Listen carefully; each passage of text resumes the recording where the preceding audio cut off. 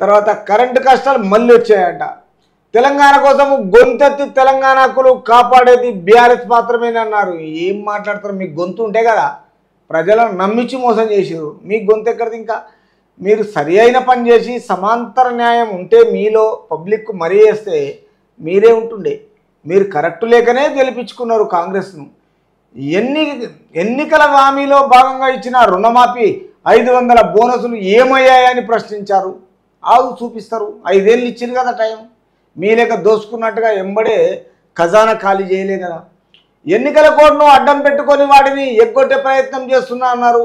ఎగ్గొడితే వాళ్ళకే ఓట్లు రావు. మీరు సత్యహరిచంద్రులు మీరే వేయించుకోండి, తెలుస్తుంది రేపు ప్రజలు ఎవరికి వేస్తారో. పాలన కంటే కుట్రలు కుతంత్రాలకే సీఎం రేవంత్ రెడ్డి ప్రాధాన్యత ఇస్తున్నారని మండిపడ్డారు. నువ్వు అదే స్కూల్లోకి వెళ్ళి వచ్చినావు. రేవంత్ రెడ్డి గురించి తెలియదా? ఇలా కొత్తగా అంటూ నువ్వు కుట్రలు కుతంత్రాలు చేస్తాడు. భారతీయ జనతా పార్టీ కేసీఆర్ చేస్తారంటే నమ్ముతారని, రేవంత్ రెడ్డి చేస్తారంటే 4 నెలల్లో ఎవరు నమ్ముతాడు? కొంచెమన్నా సిగ్గుండాలి మాట్లాడితే. అన్ని వయసుకు తగ్గ మాటలేంద్రా భయ్ అధికారం గురించి. మాజీ స్పీకర్ సిరికొండ మధుసూదనాచారి మాట్లాడుతూ మాయ మాటలు చెప్పి అధికారంలోకి వచ్చిన కాంగ్రెస్ పార్టీ నేతలను హామీల కోసము అడుగడుగున నిలదీయాలని కార్యకర్తలకు పిలుపునిచ్చారు. ఈయన మాయ మాటలు చెప్పి అధికారంలో వచ్చిన కాంగ్రెస్ అంట అడుగడుగున హామీల గురించి అడిగి నిలదీస్తాడు. ఏమి ఇస్తావు? వాళ్ళు చేసినాక ప్రజలు నిన్ను కొడతారు తిరగబడి. రాష్ట్ర ప్రజలు అసెంబ్లీ ఎన్నికల్లో బీఆర్ఎస్ను ఓడించి ఇప్పుడు బాధపడుతున్నారని ఈయన కలవడి అక్కడ మొత్తం ఏంటంటే బీఆర్ఎస్ పార్టీ మొత్తం గెలిపియక ఇక్కడ కాంగ్రెస్ను గెలిపించిందని బాధపడుతుందట.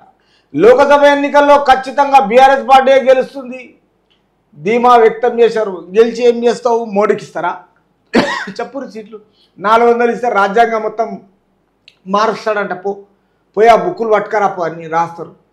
ఈ సందర్భంగా చెరువు కొమ్ము తండాకు చెందిన మాజీ సర్పంచ్ ధరావత్ దేశీరామ్ రావూరు గ్రామానికి చెందిన దొమ్మేటి లక్ష్మీనారాయణతో పలువురు ఇతర పార్టీలతో చేరిన నాయకులు పలువురు గిరిజనులు తిరిగి సొంత గూటికి చేరారు. ఏ గూటికి చేరినా ఎవడు చేరినా అందరు వెళ్ళిపోతున్నారు మీ గూటికి వెళ్ళి. మీ గూడిలో అయిపోయింది. మీ గూడు మొత్తము కిందికి వెళ్ళి పొగ పెట్టేసిరు తెలంగాణ ప్రజలు. అలాగే మండలంలోని చింతనెక్కడ గ్రామానికి చెందిన జీడి మల్లయ్య కొద్ది రోజుల కిందట మృతి చెందగా వారి ఇంటికి వెళ్ళి కుటుంబ సభ్యులను పరామర్శించారు. అధికారంలో ఉన్నప్పుడేమో హైదరాబాద్లో తానేష కొడుకులు లేకున్నారు. ఇప్పుడు అంట పోతారంట. ఆటోల దగ్గరికి పోతారు, ఇళ్ళ దగ్గరికి పోతారు, సచిన వాళ్ళను పరామర్శిస్తారు. అప్పుడేం బీకేసిరో మరి ఇప్పుడు ఎందుకో అంటే వాళ్ళు అధికారంలో వచ్చి మళ్ళీ మీకు గెలిపిస్తారని. మీ గురించి తెలియదు ఆడ తెలంగాణకు అందరికీ తెలుసు ప్రజలకు. తర్వాత అలాగే మండలంలోని చింతనెక్కడ గ్రామానికి చెందిన జేడి మల్లయ్య కొద్ది రోజుల కిందట మృతి చెందగా ఆయనను పరామర్శించారు. ఏం పరామర్శించి ఏమని ఇచ్చినావు? వాళ్ళకు ఏమిస్తావు? పిల్లికి బిచ్చం పెట్టను నువ్వు ఇచ్చేదేంది? ఈ కార్యక్రమంలో బీఆర్ఎస్ మండల అధ్యక్షుడు ఏడుదొడ్ల జితేందర్ రెడ్డి, సొసైటీ చైర్మన్ మోటపోతుల మనోజ్ గౌడ్, రైతు బంధు వీళ్ళందరూ కలిసి పనికి మళ్ళీ వాళ్ళంతా కలిసి వగైరా లాస్ట్కి ఏమంటారంటే కాంగ్రెస్ బీజేపీల మోసాలను ఇంటింటికి తీసుకెళ్లాలంట. మీకు ఉన్నదే అంత పనికి మళ్ళీ కాంగ్రెస్ కార్యకర్తలు ఈ మాటలు ఏంటంటే కొట్టి చంపుతారు. జాగ్రత్తగా ఉండండి.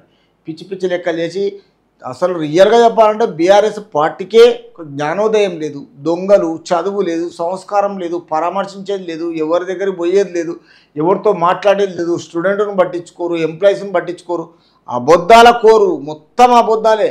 ఈ అబద్ధాలతోటి 10 సంవత్సరాలు తెలంగాణ ప్రజలను నిలువున ముంచారు. ఇప్పుడు మళ్ళీ ఏంటంటే ఏదో కొన్ని పార్టీ ఉండదా ఈ పార్టీని పోకుండా కాపాడుకోవాలని ఆయన బస్సు యాత్ర ఇలా బాసు ఈ అంత దొంగలు చదువుకొని మాటలు మాట్లాడి పనికి మళ్ళీకి ఎవరికో నలుగురు కండవాలు కప్పి ఇప్పుడు లాస్ట్ ఏమంటారంటే మొత్తం మళ్ళీ తిరిగి మేము లోకసభ ఎన్నికల్లో గెలుస్తామంటారు. ప్రజలు చూపిస్తారు మీ గురించి.